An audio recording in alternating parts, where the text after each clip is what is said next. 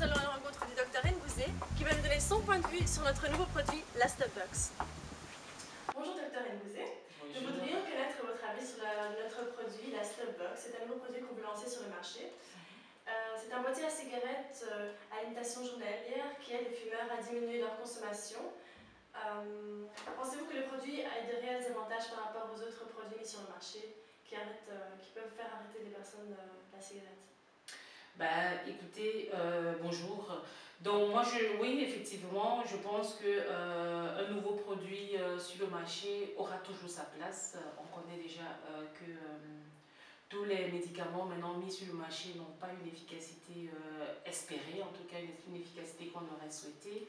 Et donc effectivement, oui, un nouveau produit aurait bien sa place sur le marché. Est-ce mieux d'arrêter de fumer de manière progressive ou de manière radicale?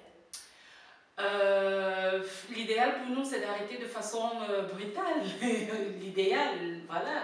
Mais non, je pense qu'il n'y a pas un idéal dans ce concept parce que ça dépendra aussi, comme j'ai dit tout à l'heure, du profil du patient. Ça dépendra de la quantité de cigarettes. Quelqu'un qui fume 3 paquets par jour aura plus difficile à arrêter que quelqu'un qui fume 5 ou 6 cigarettes, par exemple.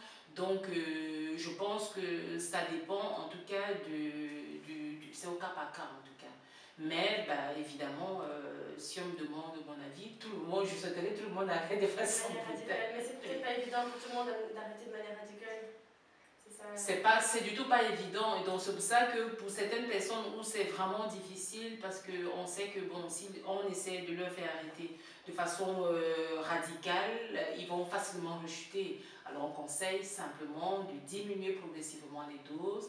Et alors si je reviens à votre première question, il y en a qui ne sont pas capables, ou alors qui ne s'imaginent pas être capables de diminuer les doses. Alors c'est là où viendrait l'efficacité de la Stopbox, au moins pour travailler déjà cette motivation que parfois on a du mal à travailler. D'accord.